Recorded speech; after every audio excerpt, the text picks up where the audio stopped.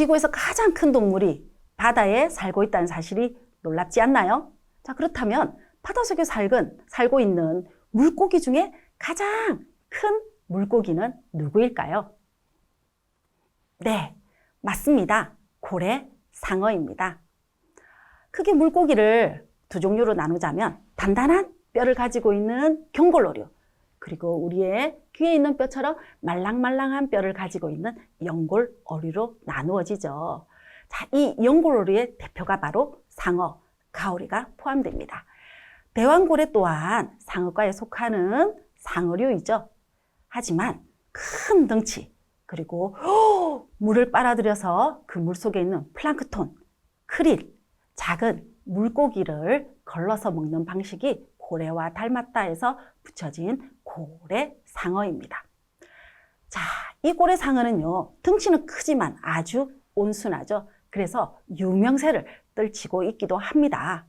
특히 필리핀 오슬로라는 마을은요, 마을 가까이 해변가에 이 고래상어가 무리를 지어서 가까이 오게 됩니다. 그러면 간단한 장비인 스노클을 이용해서 함께 수영하는 관광 상품도 있답니다. 고래와 상어와 함께 수영을 하다니, 말만 들어도 흥분되지 않나요? 자, 그러면 상어라는 이름은 어디에서 유래되었을까요? 상어라는 이름은 상어 피부에서 유래되었습니다. 상어의 피부에는 미세한 돌기 구조의 비늘을 가지고 있죠. 이 돌기 구조의 피부 때문에 그 옛날 많은 사람들은 상어의 가죽을 말려서 부드럽게 연마하는 사포 대용으로 사용했답니다. 그래서 사포 대용으로 사용한 물고기라는 뜻으로 사어라는 말에서 우리는 그 흔적을 찾을 수가 있습니다. 빠르게 헤엄치는 이 상어들은 바로 이 돌기 구조의 비늘 때문입니다. 그래서 2002년 아디다스사에서는 이 상어의 돌기 구조를 응용해서 전신 수영복을 만들기도 하죠. 지금은 이 원리가 자동차, 항공기, 잠수함에도 적용되고 있습니다. 상어가 무시무시한 바닷속 생물, 그리고 무서운 포식자의 역할을 하게 된 것은 바로 상어의 이빨 구조 때문입니다. 400여 종의 이 상어를 구분하는데도 이빨이 큰 역할을 하고 있답니다. 청상아리의 이빨을 보면 뾰족한 휘어진 송곳 모양이죠.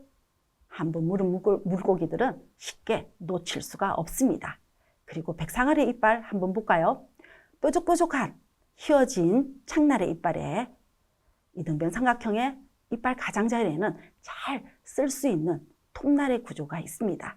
그래서 입보다도 더 큰 물고기도 한번 물어서 흔들어 버리면 금방 두동강이 날 수밖에 없겠죠.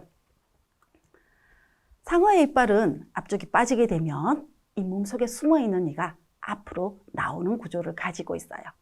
우리 속담에 이빨 빠진 호랑이랑 있죠. 하지만 이빨 빠진 상어는 있을 수가 없습니다.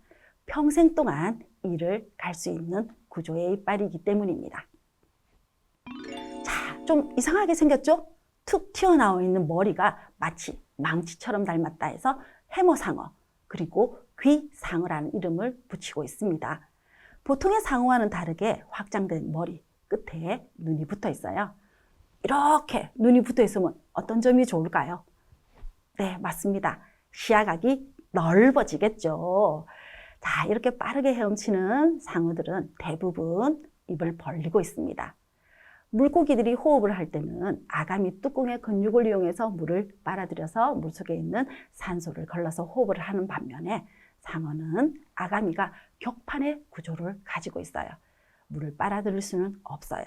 그래서 대신 헤엄을 치면서 입으로 들어온 물속에 산소를 걸러서 호흡을 합니다. 즉, 이 말은 상어는 헤엄을 쳐야지만 호흡이 가능하다는 뜻입니다. 자, 이 상어의 배 아래쪽에 독특한 또 상어가 보입니다. 한번 자세히 살펴볼까요? 누구일까요? 큰 상어나 또는 바다 거부, 그리고 만타가오리 배 아래에 붙어 사는 이 상어는 이름만 상어인 빨판 상어입니다. 등 지느러미가 잘 붙을 수 있는 빨판의 형태로 진화를 해서 큰 생물의 배 아래에 붙어 다니죠. 자, 이렇게 붙어 다니면 어떤 점이 유리할까요? 첫 번째, 상어가 먹다 남긴 음식물을 쉽게 먹을 수 있다. 그리고 함부로 상어를 공격하지 않겠죠? 안전합니다. 그리고 또 내가 원하는 방향은 아니지만 쉽게 이동이 가능하겠죠? 이 세 개를 만족시켜주는 빨판 상어는 아마 무인 승차권을 가지고 있는 듯 합니다. 자, 그리고 이제 상어과에 속하는 가오리 한번 살펴볼까요? 가오리 중에 가장 큰 가오리는 만타 가오리입니다. 와, 가슴 지느러미가 정말 크죠? 그래서 스페인어로 망토라는 뜻을 가지고 있죠. 발달된 가슴 근육으로 만타 가오리는 이렇게 바다 수면 위로 5m 이상 점프도 가능하고요. 머리 쪽에 발달되어 있는 지느러미 때문에 악마 가오리라는 이름을 가지고도 있습니다. 우리는 쥐 가오리라고 부르고 있습니다. 그리고 매의 부리처럼 닮아 있는 매 가오리.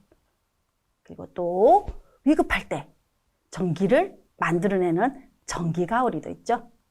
그리고 배 아래가 노란색을 띠고 있어서 예쁜 이름 노란 가오리입니다. 하지만 얕보면 큰일 나요. 등 지느러미가 뾰족뾰족 가시로 진화되어 꼬리에는 무시무시한 독침을 가지고 있기도 하지요.